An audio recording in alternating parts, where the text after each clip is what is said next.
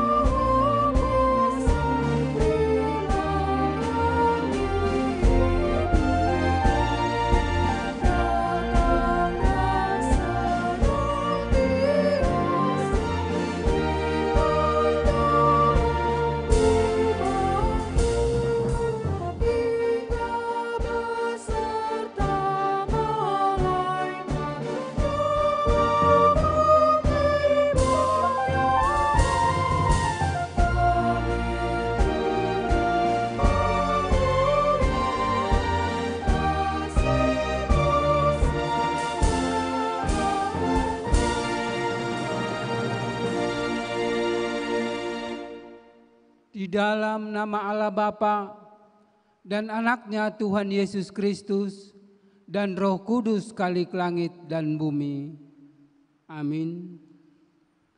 Tetapi oleh Dia kamu berada dalam Kristus Yesus, yang oleh Allah telah menjadi hikmat bagi kita. Ia membenarkan dan menguduskan dan menebus kita. Haleluya.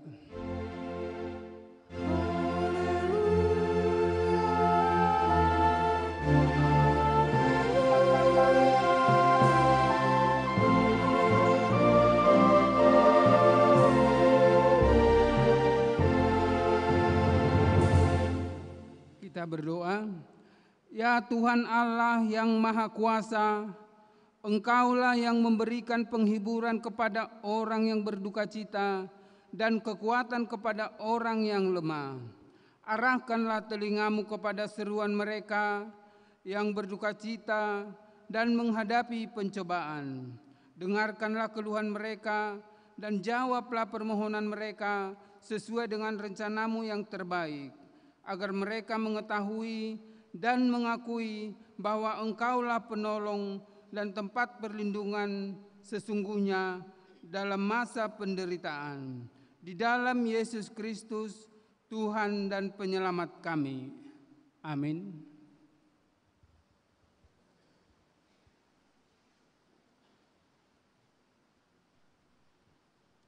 Kita bernyanyi dari Kidung Jemaat nomor 441 ayat 1 dan 2.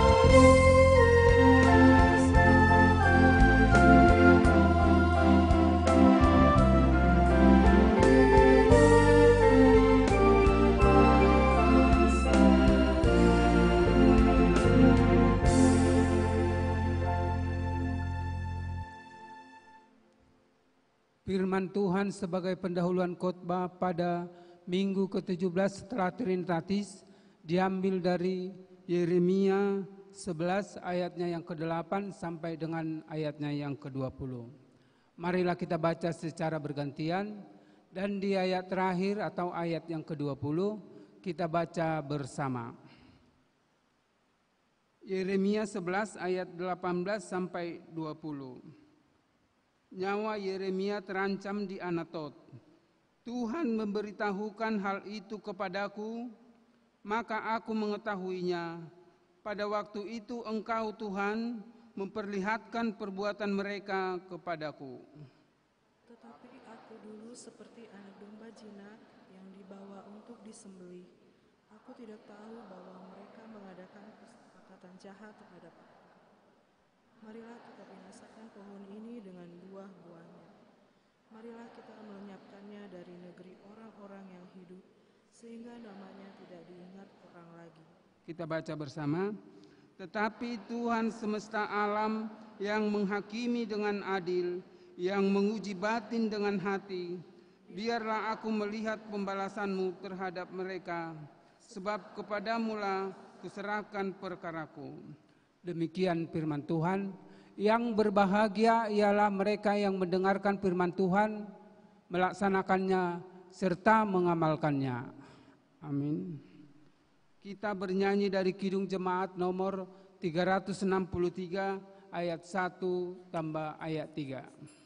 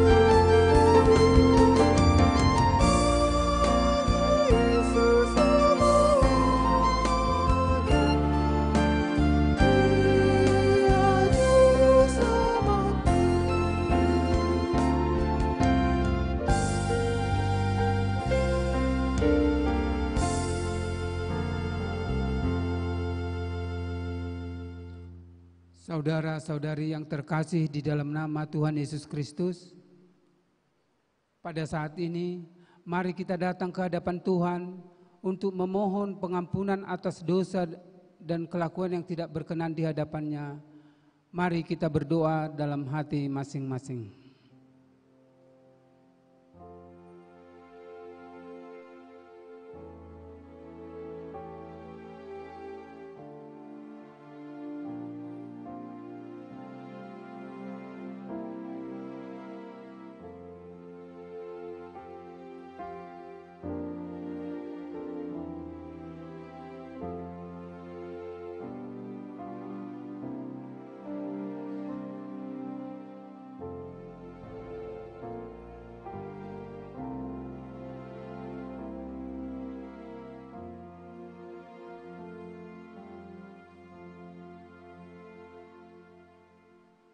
Kita berdoa.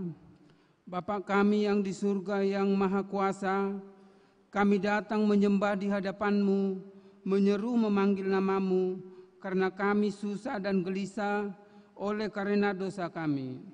Dengarkanlah suara kami dan kasihanilah kami. Ya Yesus Kristus, Anak Allah, Engkau telah datang ke dunia ini menjadi manusia, mati dan bangkit kembali, serta naik ke surga untuk membela dan menyelamatkan kami. Kasihanilah kami dan kuatkanlah iman kami untuk bersyukur kepadamu. Ya Roh Kudus, penghibur orang yang ditimpa duka dan lara, kasihanilah kami, sembuhkanlah segala penyakit dan penderitaan kami oleh karena dosa. Tinggallah beserta dengan kami, agar kami senantiasa merasa bahagia melakukan kehendak-Mu. Dengarlah doa kami ini ya Bapa, Anak dan Roh Kudus. Amin. Janji Tuhan tentang pengampunan dosa. Marilah baiklah kita berperkara firman Tuhan, sekalipun dosamu merah seperti kirmiji, akan menjadi putih seperti salju, walaupun berwarna merah seperti kain kesumba, akan menjadi putih seperti bulu domba. Segala kemuliaan bagi Allah di tempat yang maha tinggi. Amin.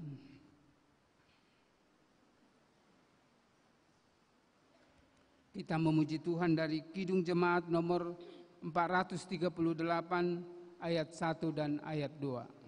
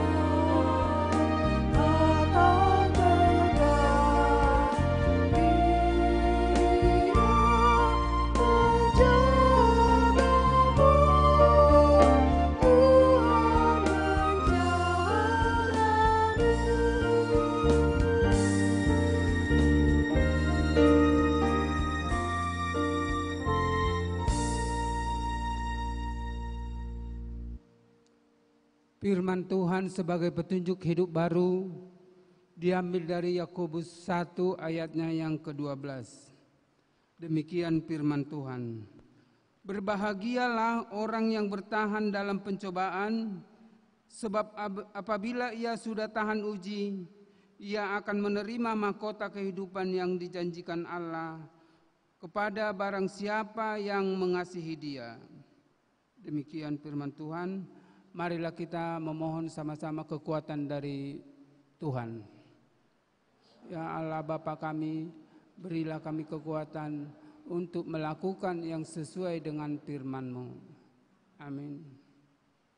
Kita bernyanyi dari Kidung Jemaat nomor 375 ayat 1.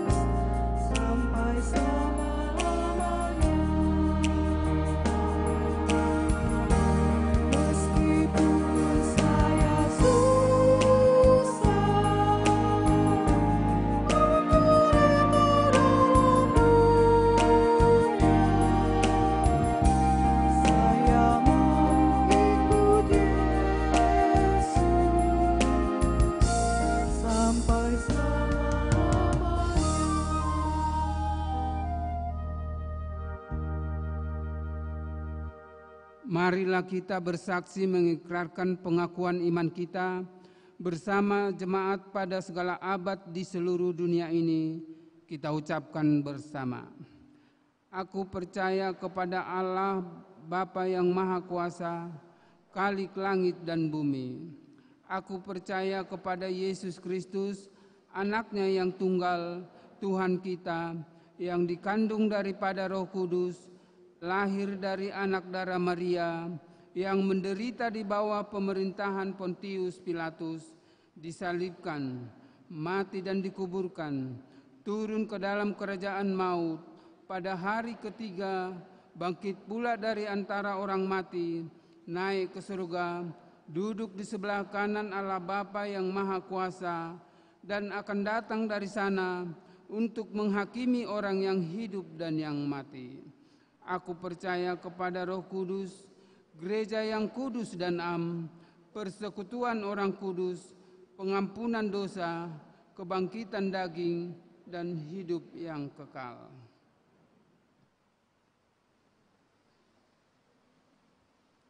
Untuk menyambut sabda Allah, kita bernyanyi dari Kidung Jemaat nomor 54, ayat 1 tambah 3 dan 4.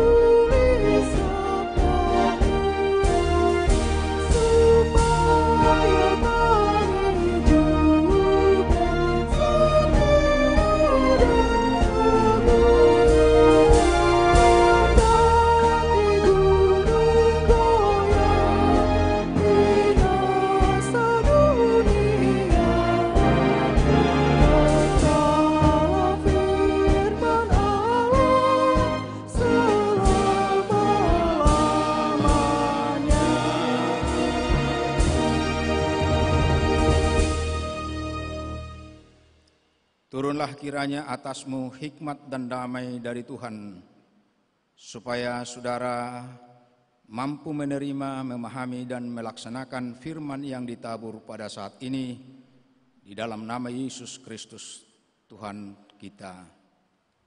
Amin. Saudara-saudara yang berbahagia, renungan buat kita untuk minggu ini diambil dari Surat Yakobus pasal yang keempat, ayat yang pertama hingga ayat yang ke-10. Saya akan baca, saudara mengikutinya. Saya baca dalam terjemahan yang terbaru dari Lembaga Alkitab Indonesia. Hawa nafsu dan persahabatan dengan dunia. Dari mana datangnya perkelahian dan pertengkaran di antara kamu? Bukankah datangnya dari hawa nafsumu yang saling berjuang di dalam tubuhmu? Kamu mengingini sesuatu tetapi tidak memperolehnya, lalu kamu membunuh. Kamu iri hati tetapi kamu tidak mencapai tujuanmu, lalu kamu bertengkar dan kamu berkelahi. Kamu tidak memperoleh apa-apa karena kamu tidak berdoa. Atau kamu berdoa juga, tetapi kamu tidak menerima apa-apa karena kamu salah berdoa, sebab yang kamu minta itu hendak kamu habiskan untuk memuaskan hawa nafsumu. Hai kamu orang-orang yang tidak setia, tidakkah kamu tahu bahwa persahabatan dengan dunia adalah permusuhan dengan Allah? Jadi siapa saja yang hendak menjadi sahabat dunia ini, ia menjadikan dirinya musuh Allah. Apakah kamu menyangka bahwa kitab suci tanpa alasan berkata bahwa roh yang ditempatkan Allah di dalam diri kita diingininya dengan cemburu? Namun anugerah yang diberikannya kepada kita lebih besar daripada itu. Karena itu kitab suci berkata, Allah menentang orang yang congkak, tetapi memberi anugerah kepada orang yang rendah hati. Karena itu, tunduklah kepada Allah dan lawanlah iblis, maka ia akan lari dari hadapanmu. Mendekatlah kepada Allah, dan ia akan mendekat kepadamu. Tahirkanlah tanganmu, hai kamu orang-orang berdosa. Sucikanlah hatimu, hai kamu yang ragu-ragu. Sadarilah kemalanganmu, berduka cita dan merataplah. Hendaklah tawamu kamu ganti dengan ratapan, dan sukacitamu dengan duka cita. Rendahkanlah dirimu di hadapan Tuhan, dan Ia akan meninggikan kamu. Sedemikian, saudara-saudara, semua rangkaian dari ayat per ayat tadi, kemudian khususnya Sekber UM merangkumnya dalam sebuah tema mendekat kepada Allah. Mendekat kepada Allah. Saudara-saudara yang dikasihi oleh Tuhan kita Yesus Kristus, keyakinan orang percaya bertumpu pada 3 pengakuan. Allah itu hidup, Dia aktif. Allah kita bukan Allah yang mati. Allah kita bukanlah Allah yang membiarkan kesewenang-wenangan. Dia ada bersama dengan kita, yang seringkali kita katakan bahwa Dia adalah omnipresent.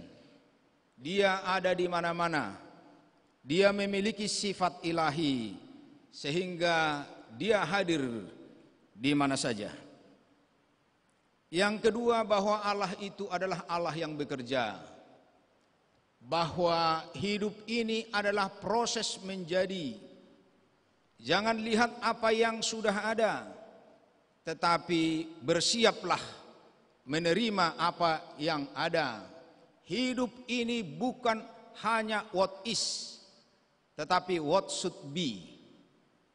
Maka kita jangan terperangkap atau terpesona hanya dengan apa yang ada, meskipun yang ada itu sudah memenuhi harapan kita.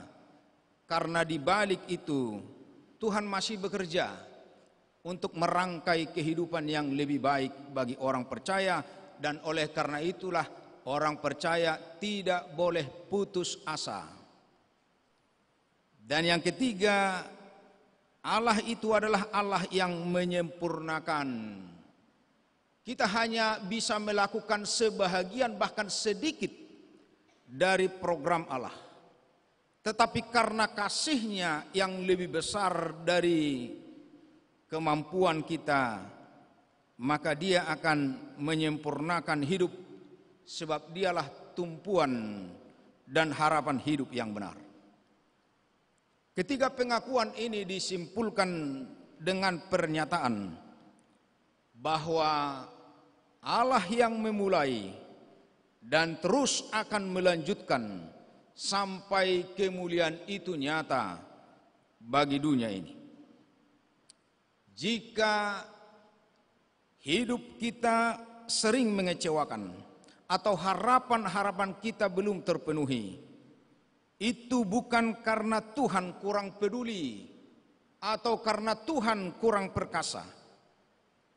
Karya Tuhan dan perbuatan Tuhan harus dipahami dalam hubungan yang lebih luas antara program surgawi dan respons manusia. Hal-hal indah, kebesaran dan kemuliaan akan terus mewarnai hubungan Tuhan dengan manusia.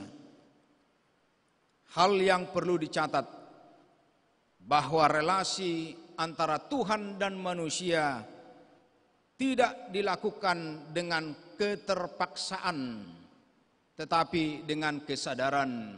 Itulah sebabnya dalam beragama juga jangan sekali-sekali orang memaksa untuk mengaku Tuhan, tetapi kita hanya memberikan penjelasan yang menyadarkan.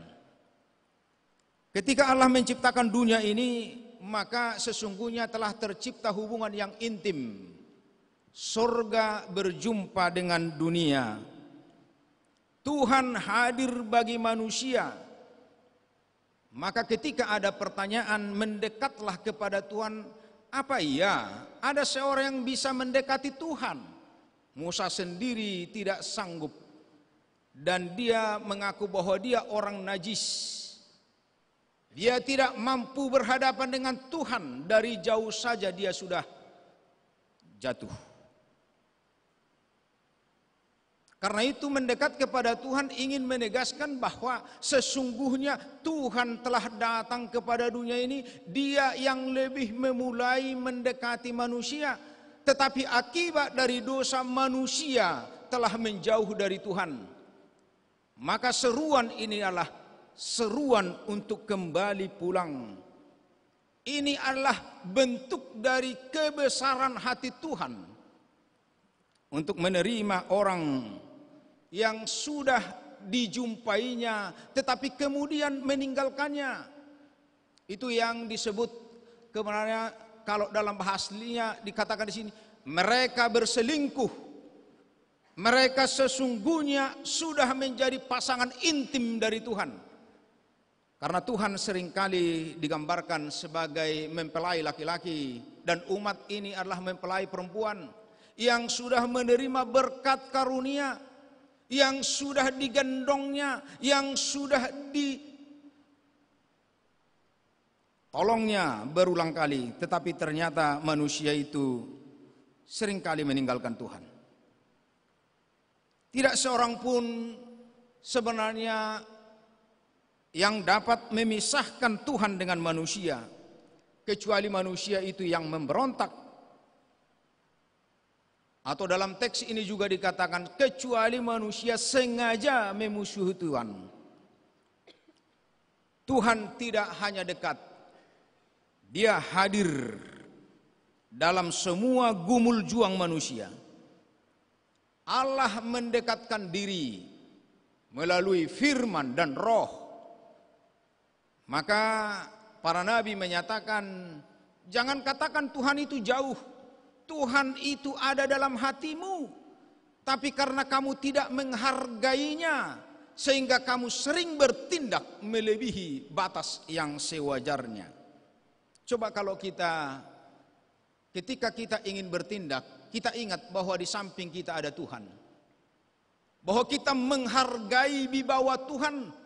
Maka semua praktek hidup yang kita lakukan tidak akan sampai mempermalukan Tuhan dan juga mempermalukan kita sebagai manusia.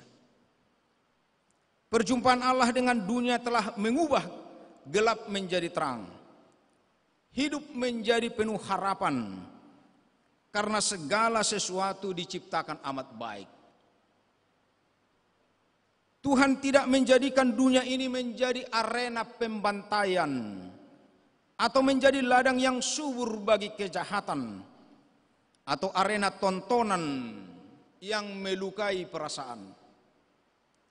Setiap perbuatan yang buruk adalah perbuatan melenceng dari kesetiaan untuk tetap melakukan kehendak Tuhan.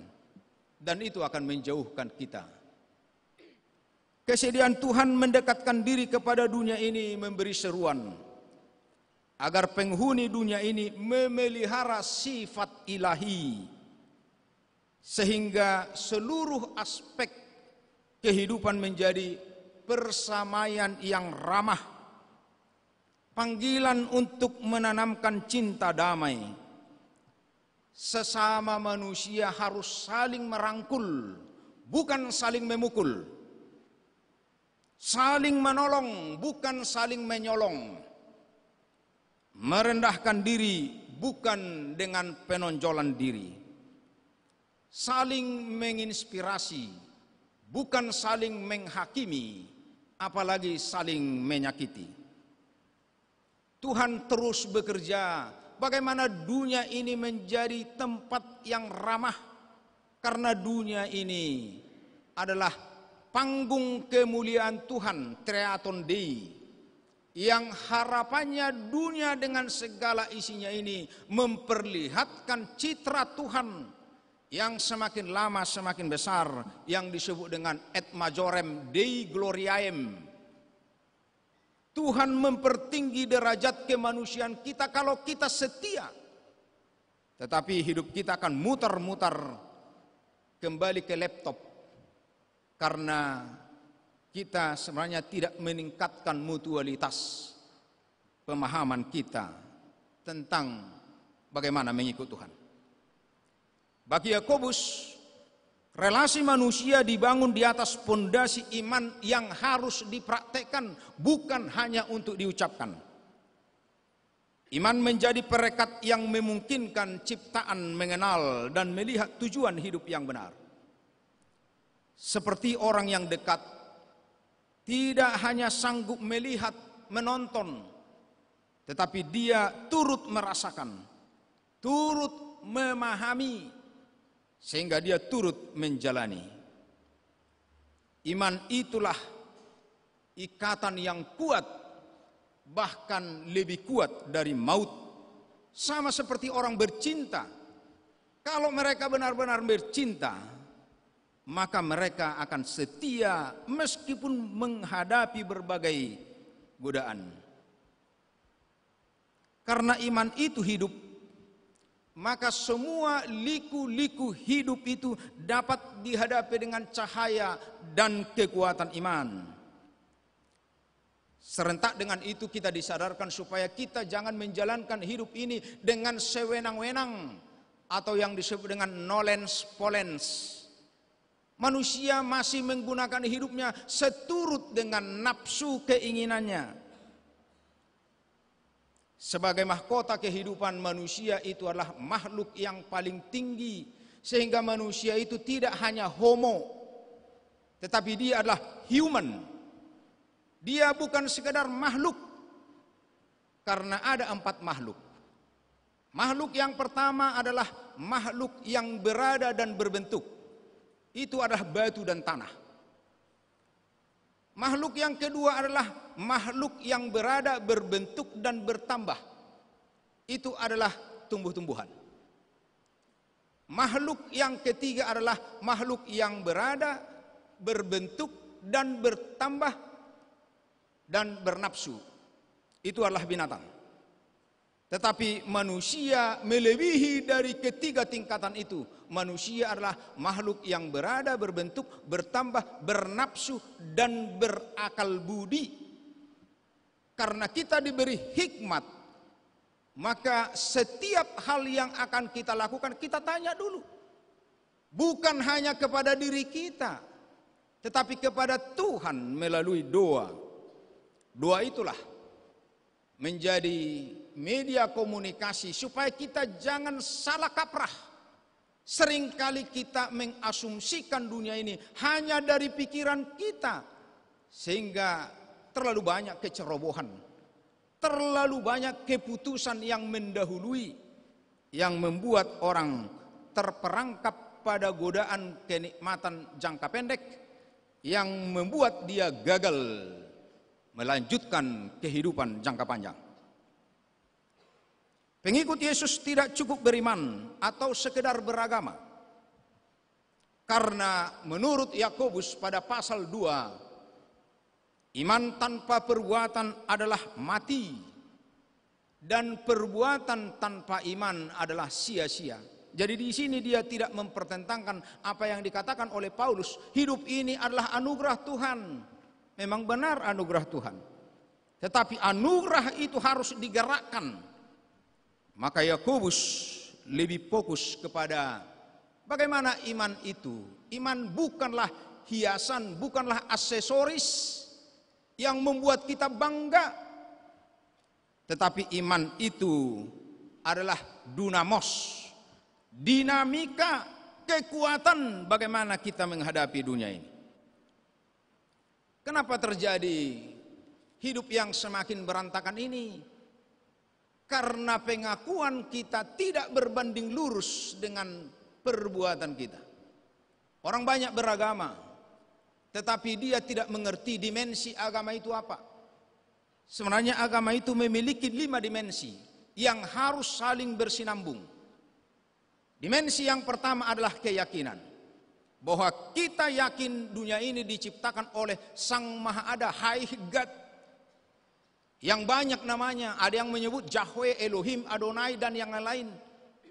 Kita yakin itu. Tapi Yesus pernah menyatakan, kamu jangan bangga. Iblis pun yakin bahwa ada Tuhan. Maka kalau kita hanya yakin, itu belum beragama. Kalau kita beragama, maka kita beranjak pada aspek yang kedua. Kita harus mencari tahu kehendak Tuhan. Pengetahuan. Jadi pengetahuan itu sebenarnya yang membuat orang cinta. Jangan sampai cinta buta. Jangan sampai nanti ada godaan yang memberi penjelasan. Oh iya ya, semua diterimanya. Lalu mudah dibelokkan. Orang-orang yang sesat itu adalah orang yang tidak mengetahui bagaimana sifat-sifat Tuhan. Karena pengetahuannya dangkal. Karena pengetahuannya sedikit. Sejauh mana kita mengetahui Tuhan kalau kita tidak memahami dan mendalami firman Tuhan. Tetapi aspek yang ketiga, kalau kita yakin dan mengerti apa yang kita yakini, harusnya kita lakukan itu dalam praktek. Itu yang disebut dengan aspek yang ketiga, adalah praktek beragama. Jadi perbuatan orang Kristen itu bukan perbuatan yang sembarangan. Tetapi setiap perbuatan kita adalah perbuatan yang harus dipertanggungjawabkan karena kita memiliki pemahaman yang mendasar. Tapi ada lagi aspek yang keempat.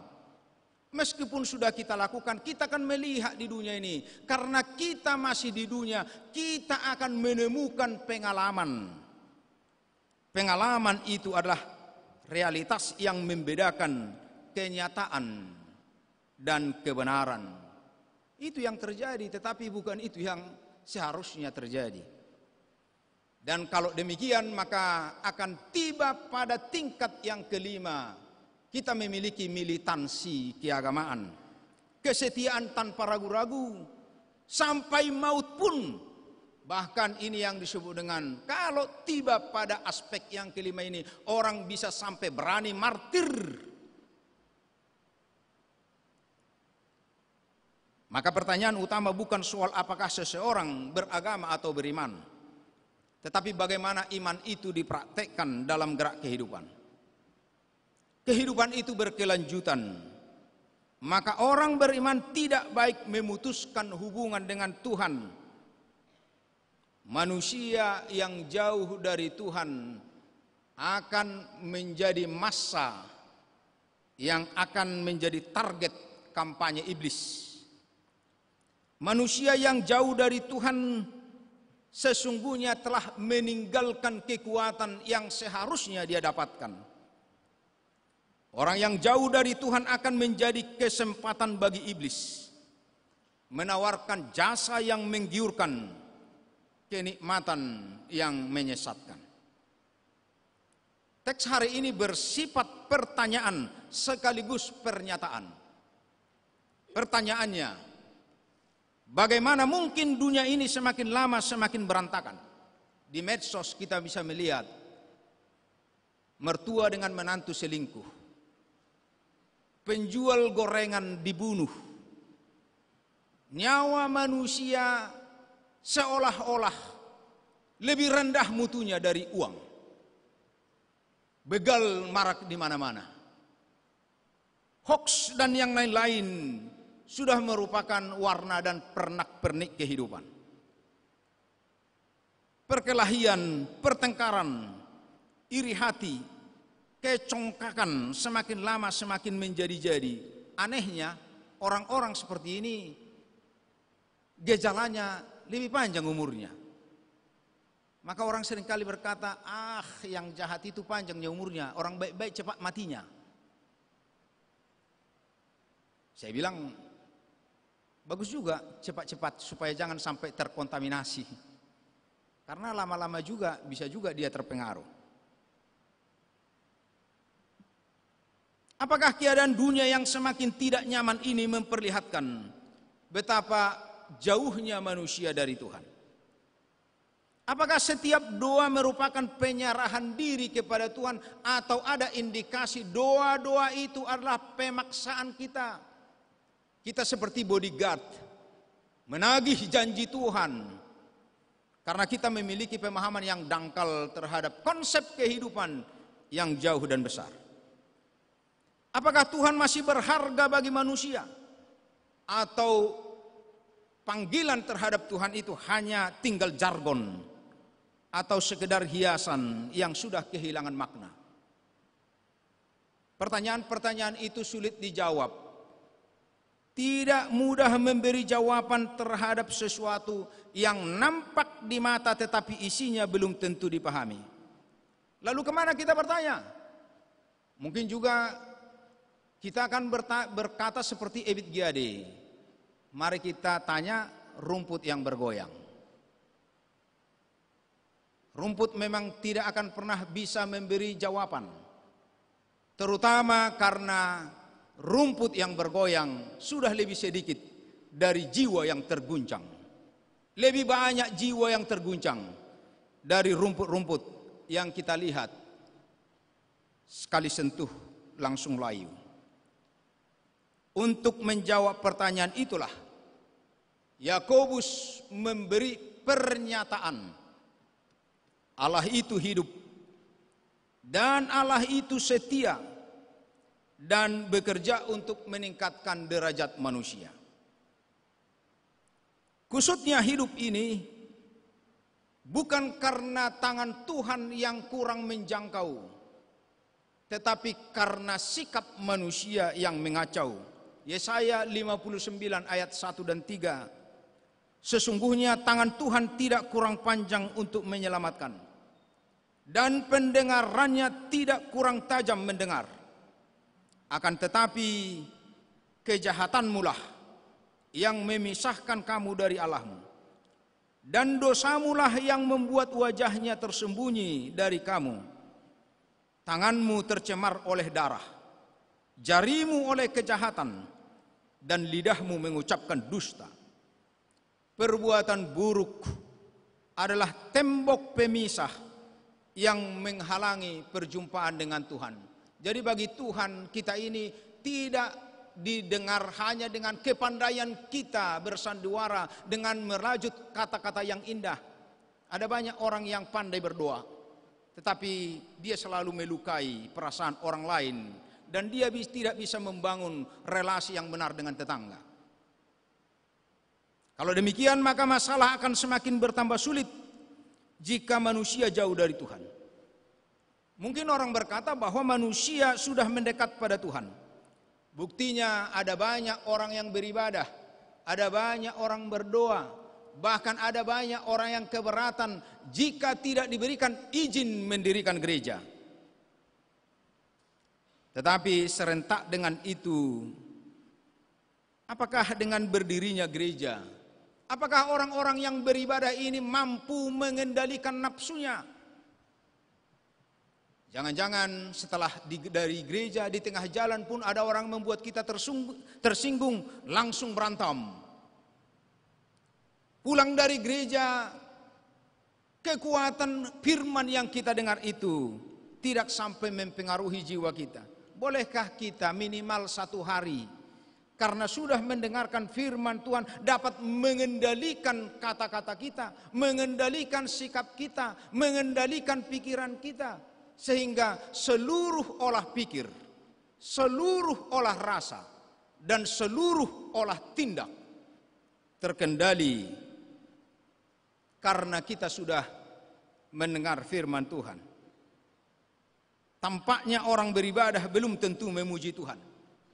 Itu sebabnya orang Eropa bangga dengan kita. Di Indonesia itu banyak pengunjung ibadah. Mereka memuji-muji kita. Tetapi ada tetapinya. Tetapi dalam ibadah itu banyak orang yang tidak fokus. Paus yang baru datang kemarin menyatakan yang datang beribadah ini bukan hanya mengangkat pujian, tapi juga mengangkat handphone. Handphonenya tidak bisa diletakkan barang 30 ke 40 menit. Pantaslah Yesus mengulangi apa yang dikatakan oleh Yesaya. Bangsa ini memuliakan aku dengan bibirnya, padahal hatinya jauh daripadaku. Markus 7 ayat 6. Berdoa bukan supaya Tuhan memenuhi seluruh permintaan, tetapi kesediaan kita supaya Tuhan meluruskan. Jadi doa itu adalah komunikasi, berbincang dengan Tuhan. Sama seperti Bapak dengan anak. Maunya begini Pak, tapi ya terserah Bapak. Bagaimana pendapat Bapak? Ini enggak. Jadi kalau kita ingin bertindak, kalau kita marah, ingat dulu Tuhan. Atau boleh berdoa dulu. Supaya ada rentang waktu bagi kita untuk cooling down. Melibatkan Tuhan. Ikut campur tangan dalam semua tindakan. Karena itu perikop ini merupakan ajakan untuk mendekat kepada Allah. Dengan ajakan 4 hal. Pertama, berdoa yang benar. Berbicara kepada Tuhan. Bicarakanlah apa yang kamu lakukan kepada Tuhan. Bukan hanya kepada orang lain. Karena Tuhanlah sumber inspirasi yang mengembangkan konsep-konsep kehidupan. Karena itu orang yang meninggalkan Tuhan, orang yang jauh dari Tuhan, konsep-konsep hidupnya akan semakin dangkal. Yang kedua dikatakan tunduklah kepada Tuhan dan tanduklah musuh. Jadi kalau kita tunduk pada Tuhan, maka kita telah memiliki kekuatan sehingga kita memiliki kemampuan untuk berhadapan dengan iblis. 1 Petrus 5 ayat 7 menyatakan bahwa iblis itu tahu siapa yang ingin dimangsa. Oh ini kayaknya yang ragu-ragu. Ya yang ini kuat ini, nanti dulu ini. Ini mudah digoda ini. Karena kepentingannya banyak. Karena kepentingannya ini mungkin uang, mungkin seks, mungkin jabatan, dan yang lain-lain.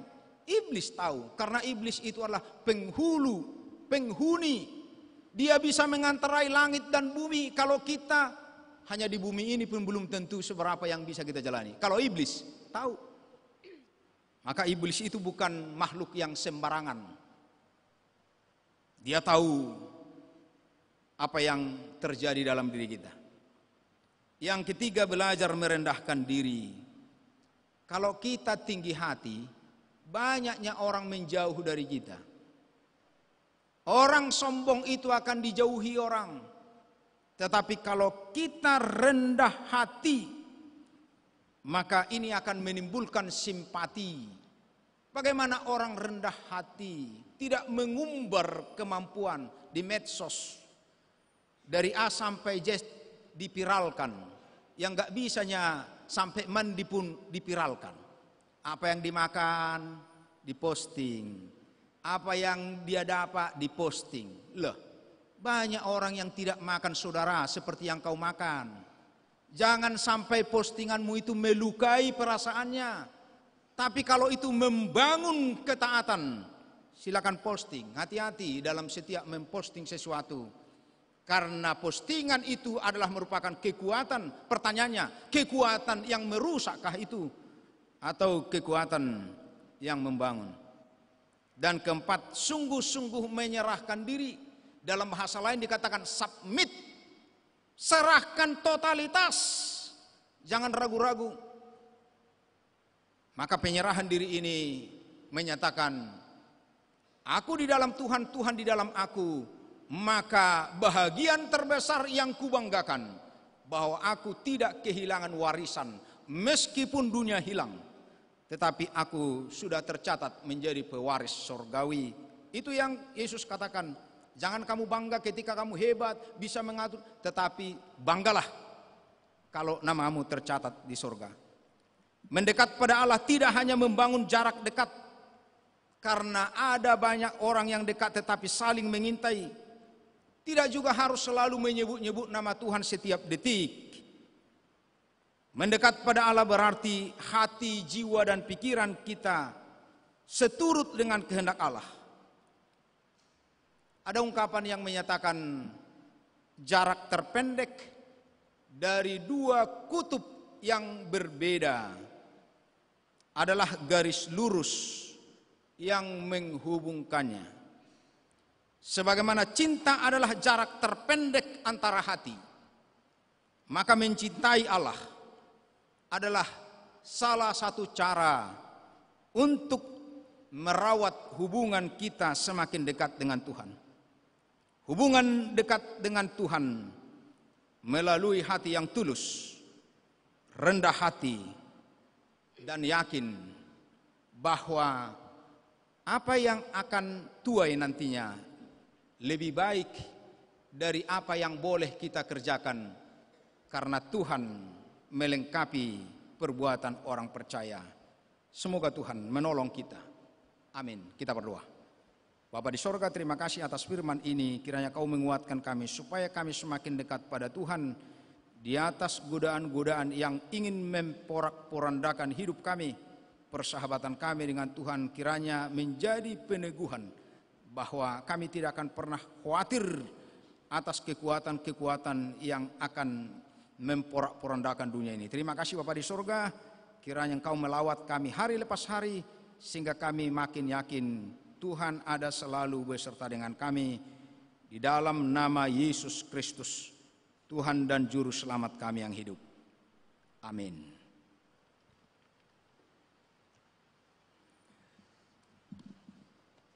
Kita bernyanyi.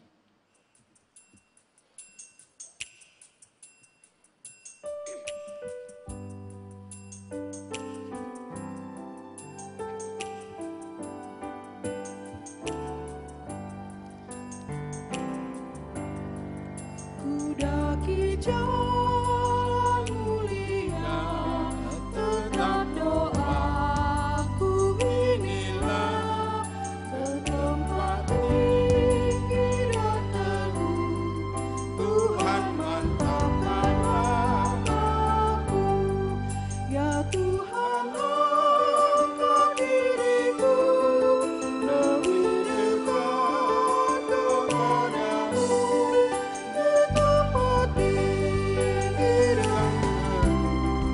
Tuhan mantapkan langkahku. Ku ingin hidup yang benar, jauh dari tindakan jahat. Umat kudus memanggilku ke tempat tinggi dan teguh. Ya Tuhan, angkat diriku lebih dekat kepadamu, ke tempat tinggi dan teguh, Tuhan mantapkan langkahku.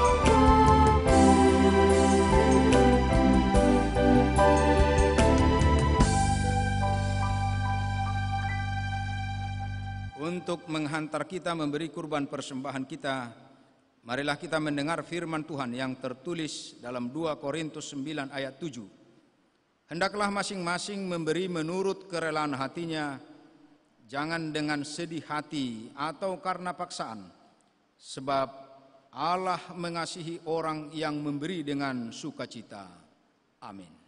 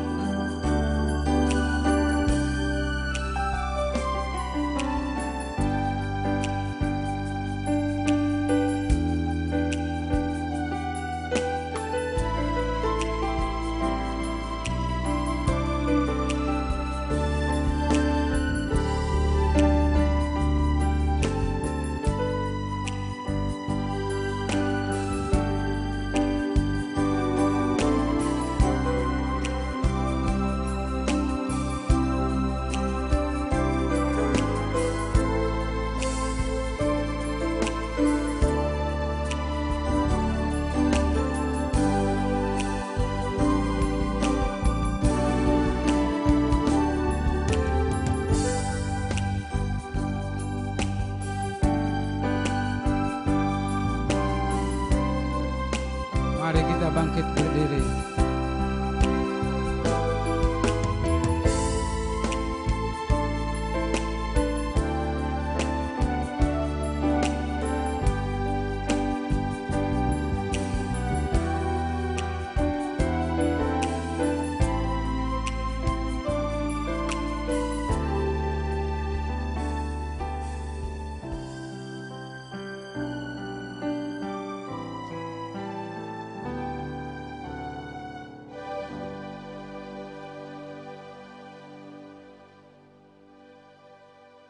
Marilah kita menyerahkan persembahan kita kepada Tuhan, kita berdoa.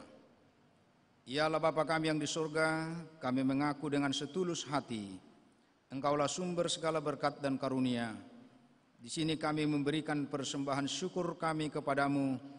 Terimalah persembahan umat-Mu ini dan berkatilah menjadi alat kesaksian, persekutuan dan pelayanan jemaat-Mu ini. Jadikanlah hidup kami persembahan yang berkenan kepadamu, dan pakailah hidup kami untuk turut menghadirkan tanda-tanda kerajaan-Mu di dunia ini. melalui kasih, keadilan, damai sejahtera dan sukacita. Bukalah hati kami oleh Roh Kudus-Mu, agar kami senantiasa mengucap syukur kepadamu di dalam nama Yesus Kristus Tuhan kami. Amin.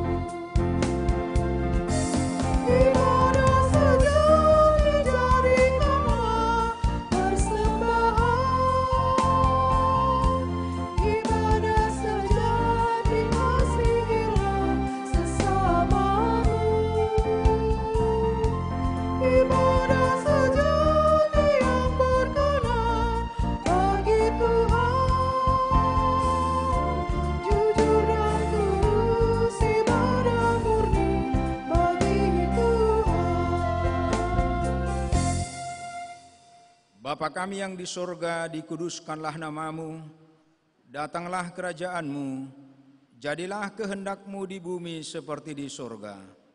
Berikanlah kami pada hari ini makanan kami yang secukupnya, dan ampunilah kami akan kesalahan kami, seperti kami juga mengampuni orang yang bersalah kepada kami. Dan janganlah membawa kami ke dalam pencobaan, tetapi lepaskanlah kami dari yang jahat.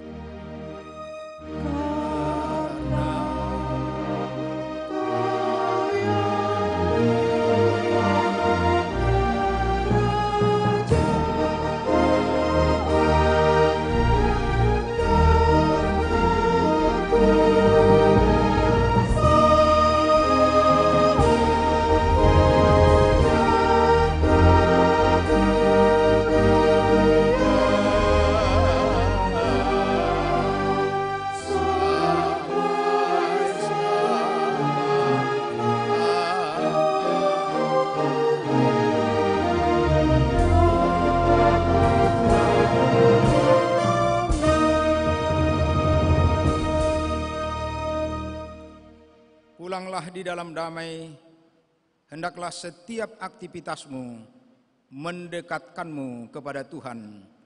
Terimalah berkat-Nya. Tuhan memberkati dan melindungi engkau.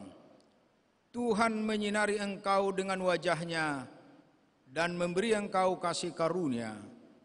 Tuhan menghadapkan wajah-Nya kepadamu dan memberi engkau damai sejahtera.